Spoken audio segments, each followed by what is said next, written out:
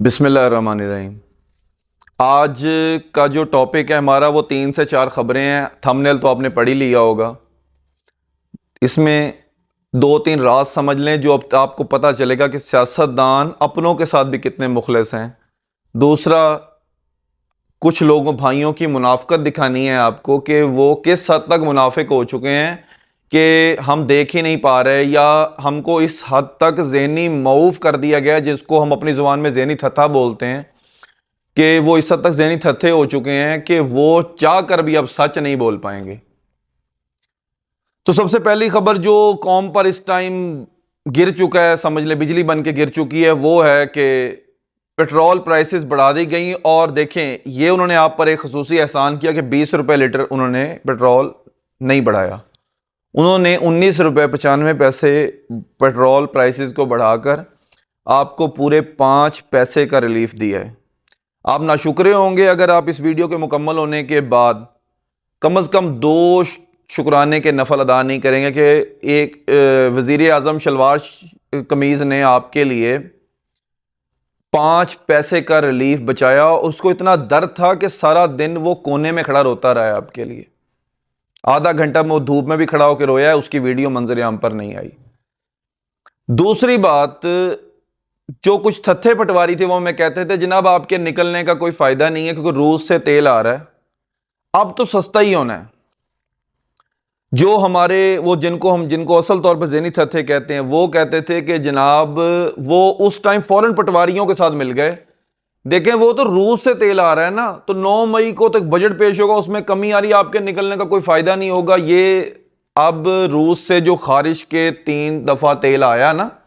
وہ اب دونوں کو ماشاءاللہ ایک جائے مخصوصہ پر لگ چکا ہے، اور اب دونوں کو سکون ہو رہا ہے کہ اب پیٹرول پرائسز بڑھنا شروع ہو گیا۔ 20 روپے لیٹر جب بڑھا تو ایک مخصوص طبقہ جس کا تو وزیر اعظم ہے، وزیر اعظم شلوار قمیض صاحب، وہ جو تو بیٹھے ہوئے ہیں، اب جو دوسرا طبقہ تھا انہوں نے تو بولنا ہی نہیں ہے۔ جو دوسرا طبقہ تھا وہ ٹاؤن کچھ عرصہ ان کی زبان پتہ نہیں لوگوں کی تو حلق میں گرتی ہے، ان کی کسی اور جگہ پہ داخل ہو گئی تھی، ان کو پتہ ہی نہیں چل رہا تھا کہ ہماری زبان کہاں پہ چلے گئی ہے، کہ شکریہ کہنے کے لیے میدان میں نہیں آئے، 20 روپے لیٹر بڑھنے پر ٹاؤن کرنے کے لیے میدان میں چھلانگ لگا دی انہوں نے۔ مسئلہ ان کا صرف اتنا ہے، اگر تو روس سے تیل آنے کی بات سچی تھی تو پھر وہ خارج کا تیل اب آپ کو لگ گیا ہوگا، آپ کی بواسیر ٹھیک ہو گئی ہوگی۔ ہم یہی سمجھتے ہیں آپ کے لیے کہ آپ کو جائے مخصوصہ والی بواسیر نہیں، آپ کو منہ کی بواسیر ہے اور دماغ کی بواسیر ہے، جسی وجہ سے آپ کو ہم ذہنی تھتھے کہتے ہیں۔ دوسرا جو ٹاپک تھا وہ آپ کے لیے کہ عمران خان جب حکومت سے نیچے اترا تو اس کی آڈیوز آنا شروع ہو گئیں، اس کی ویڈیو آنا شروع ہو گئیں، پنکی پیرنی کی ویڈیوز آنا شروع ہو گئیں، یا جس طرح بھی اور ان کی سب کی آنا شروع ہو گئیں۔ یہ ہم نے تو بہت عرصہ سے دہائیوں سے دیکھتے آ رہے ہیں کہ جب کوئی وزیر اتر جاتا ہے اس کے بعد اس کے اس طرح کے سکینڈل آتے ہیں۔ شہباز شریف ہی وزیر اعظم ہو اور اسی کے وزیر اعظم شپ کے دوران ہی مریم نواز کے بیٹے کی انڈیا سے سامان سمگل کرنے کی آڈیوز مارکیٹ میں آنا شروع ہو جائیں تو اس کا مطلب یہ سمجھا جا سکتا ہے کہ یہ ویڈیو نکلوانے والا خود شہباز شریف ہو سکتا ہے، حمزہ شہباز ہو سکتا ہے۔ یہ حمزہ شہباز اور شہباز شریف نے دانت پیستے ہوئے نواز شریف کے پیچھے کھڑے ہونے کو کبھی بھی تسلیم نہیں کیا۔ وہ بڑے عرصے سے اسی طاق میں تھے کہ وہ وزیر اعظم بنے، اور پھر وہ کسی بھی صورت، آپ کہتے ہیں نواز شریف اب آئے گا، کب آئے گا، جب آئے گا، لوگ پوچھتے ہیں کب آئے گا، تو میں یہ آپ کو آج بتا دیتا ہوں، شہباز شریف نواز شریف کو پاکستان کبھی نہیں آنے دے گا۔ جس طرح نواز شریف نے اپنی والدہ کو اور اپنی بیوی کو تابوت میں ڈال کر واپس بھیج دیا تھا، بالکل سیم یہی کام شہباز شریف کر سکتا ہے کہ وہ وہاں سے اس کا تابوت تو وصول کرے گا، وہ اس کو زندہ اب اس زمین میں آنے دینے کے حق میں نہیں ہے۔ باقی اللہ کی معیشت کچھ اور ہو جائے، اللہ کی طرف سے کچھ اور اللہ پاک چاہتا ہو تو ہو سکتا ہے، جبکہ اس کا ایسا اور اس کے بیٹے کا ایسا کوئی ارادہ نہیں ہے۔ وہ دوبارہ انہوں نے حمزہ شہباز نے اور شہباز شریف نے مریم نواز کی سیاست کو اتنا غلیظ کروایا، اتنا یہ سارے ٹاپک مریم نواز کو دیے جاتے رہے، پورا اس کو ایک پلے گراؤنڈ بنا کے دیا کہ تم یہ والا کام کرو، ذہنی تھتوں والا، اب یہ والا کرو، یہ والا، اس کی سیاست کا بیڑا غرق کر دیا، نواز شریف کی سیاست کا بیڑا غرق کر دیا، اپنی وزیر اعظم شپ حاصل کرنے کے لیے، اپنے گھر کو بڑا بنانے کے لیے، اپنے بچوں کے کیسز معاف کروانے کے لیے۔ نہیں تو یہاں پہ جس کا ڈی سی لگا ہوتا ہے نا، وہ بھی اپنے بچوں کو معاف کروا لیتا ہے، وہ بھی سارے کام کروا لیتا ہے۔ یہ وزیر اعظم ہے اور 13 پارٹیوں کی حمایت حاصل ہے، یہ نواز شریف کو پاکستان کے اندر نہیں لا سکا، کیونکہ یہ نواز شریف کو پاکستان کے اندر لانا ہی نہیں چاہتا۔ یہ ایک دوسرے کے ساتھ اتنے زیادہ مخلص ہیں۔ نمبر 3، ابھی ہماری عوام کے پاس عوام کو ایک نیا لالی پاپ دیا گیا ہے۔ لالی پاپ یہ ہے کہ 8 تاریخ کو ہم اسمبلیاں توڑ رہے ہیں اور نگران سیٹ اپ آ رہا ہے۔ یہ نگران سیٹ اپ بالکل محسن نقوی والا آ رہا ہے۔ آپ نے آج تک انہوں نے امینڈمنٹس اسی لیے کی تھی حکومت کے دوران میں کہ جب بھی وہ حکومت چھوڑ دیں گے تو اس کے بعد نیم مارشل لا،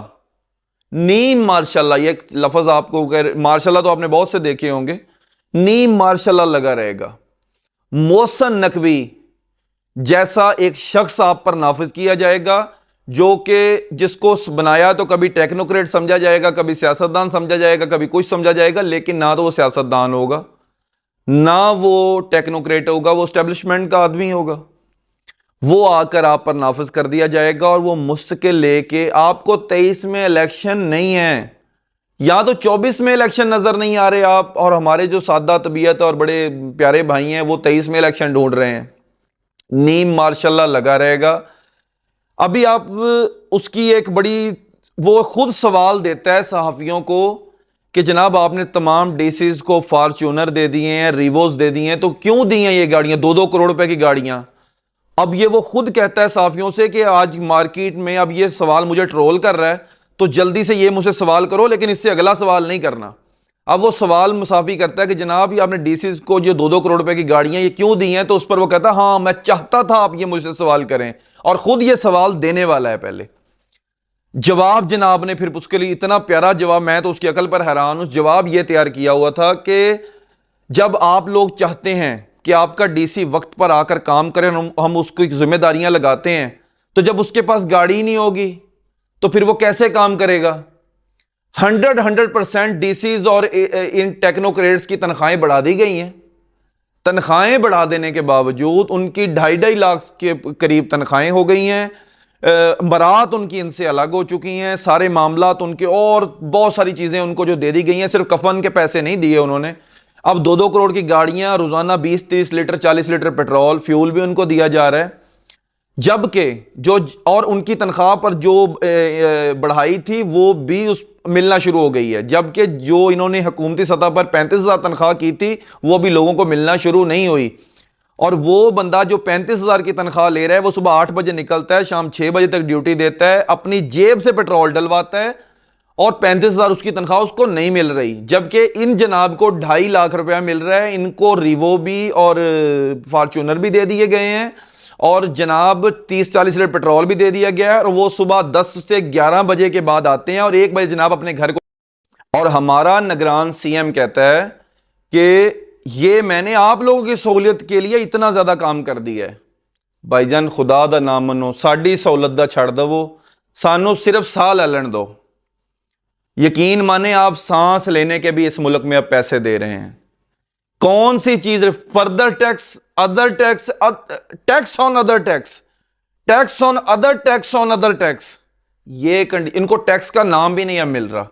مطلب کچھ ہوتا ہے نا کہ یار یہ اس چیز کا، یہ پراپرٹی ٹیکس ہے، یہ اس چیز کا ٹیکس ہے، یہ اس چیز کا ٹیکس ہے، tax on other tax on other tax on ان کی گھر کی ملازمہ کا ٹیکس، ان کے بچوں کے برتھ ڈے کا ٹیکس،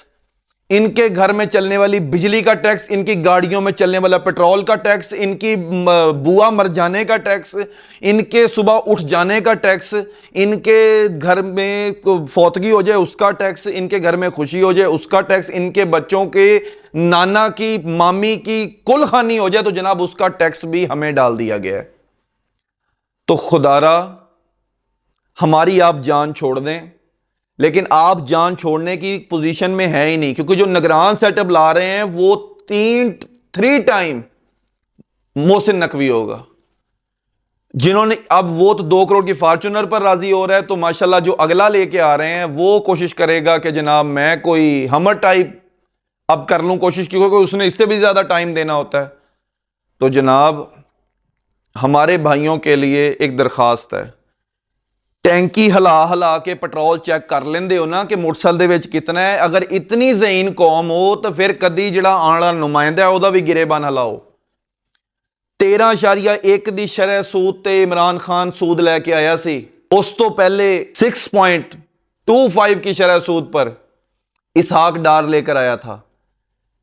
تو یہ بندہ چیخنے لگ گیا تھا کہ جناب ملک ڈوب جائے گا, مہنگائی ہوئے گی. ہم نے دیکھا زرداری کے بعد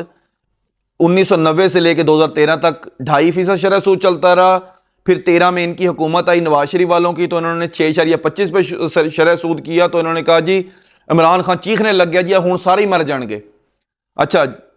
جب ہم نے کہا بھائی ٹھیک کہہ رہا ہے, مہنگائی بھی ہونا شروع ہو گئی, 18 آتا ہے تو جناب پہلی ڈیل 13.1 کی شرح سود پر کرتے ہیں. یقین مانیں آپ ان فراڈیوں کو اگر ہلاک سکتے ہیں, اب آپ نے ان کو اتنی مرتبہ آزما لیا ہے, ان کو اتنی مرتبہ دیکھ لیا, ان کی صوبائی حکومتوں کو دیکھ لیا, ان کے باقی معاملات کو دیکھ لیا ہے, آنے والے اپنے نمائندے کو بھی ہلا کر دیکھیں. اگر ٹینکی کا پٹرول ہلا کے پتہ کر سکتے ہیں تو پھر اپنے نمائندے کو بھی ہلا کے چیک کر رہے ہیں کہ وہ اللہ اور اس کے رسول کے ساتھ مخلص ہے. اگر وہ ان کے ساتھ مخلص ہے تو وہ آپ کے ساتھ بھی مخلص ہوگا.